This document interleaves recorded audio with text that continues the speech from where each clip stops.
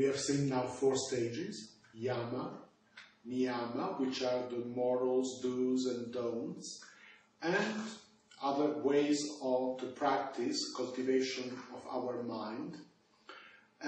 We have then seen asana, which is calming the body. We have seen pranayama, which is regulating our life force and breath. And now we can start going within. We are having the right type of life. We are comfortable in our body. Our life force feels calmer and better regulated. So now we go on to the 5th stage, which is pratyahara. Pratyahara, in a way, many translators, they translate it into English as concentration inward. Personally, I'm not very fond of the word concentration. I prefer more awareness, being capable of being aware of our inner life and our inner self. Because we are always being distracted and living from inward outwards. We are always taken out by our senses. We need to be looking at something, hearing something, chewing something. You see, we have to have headphones and hear some music. And many people, you might know, or you might be one of those yourself, are sometimes scared of being on their own without any external stimulation, which could be even another person or a family member. So pratyahara is the beginning of of an effort or of a path. And when I say effort, I don't say in a negative way, like a struggle, but simply it is the beginning of being able to go inwards. Now, if we take a simple example, let's say that you start meditating, and after the 4 stages, you start practicing going inward, pratyahara. So you start feeling the breath going in and the breath going out. And now, if you are, let's say, a non-religious person, you can just feel when the breath caresses the nostril going out.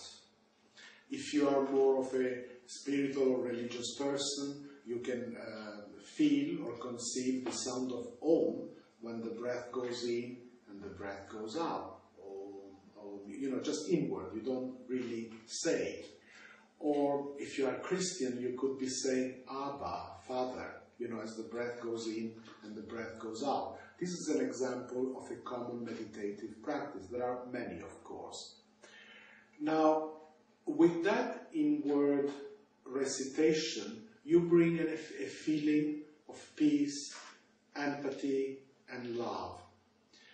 But when you begin to do it, of course, again, your mind always wants to run after the senses. You sit down, you try to follow your breath, and then you hear something, you open your eyes to look at something, or you have a sensation, on your skin and so forth.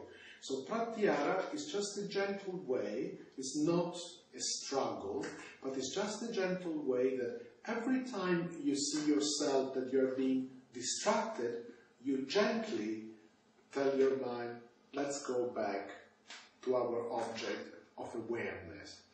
And I like to stress this, you see, because many people, they talk about yoga meditation as a chore, as something difficult, of something they've got to struggle with, you see. But because they say, oh, my mind keeps on wandering.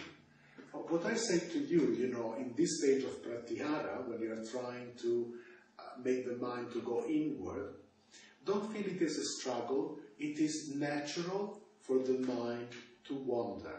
So you let it, you become aware that it is wandering. Oh, and you say mind wandering. That's what mind does. And again, you go back to the awareness of your breath. And gradually, you develop the capability of pratyahara. Once you have gone through this 5th stage, you then move to the 6th stage, which is called dharana. And dharana is when things start getting a lot easier, because it's called like an uninterrupted flow of awareness or meditation or concentration, which means you're following your breath and it starts becoming easy. It starts to become pleasant. You know, when you breathe in, let's say the word Abba, the word Om, or just following the breath with a certain sense of empathy, becomes a steady flow where you are feeling relaxed, at ease, you are feeling those positive emotions, and you feel contented to stay inward within yourself. And gradually you will find yourself sometimes seeking it. You need it. Sometimes you need to withdraw a little bit from the world, you know, and say, oh, I'm being taken in so many directions, let me go back in, you know, because there you can find some peace, but also some inspiration, some guidance, because when you're looking at things from a more relaxed, empathic and loving dimension, it is a lot easier to see the way forward, to see the way out of an impasse, how to relate to people in a more loving, in a more constructive way, and less full of blame and resentment.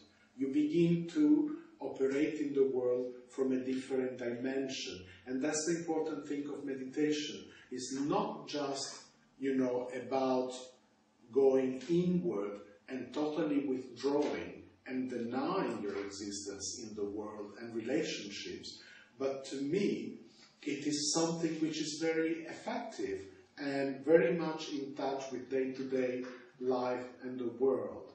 So when you start entering more and more dharana, which means you and the breath start becoming one, and you start feeling that kind of relaxation and empathy, that starts impacting in your life.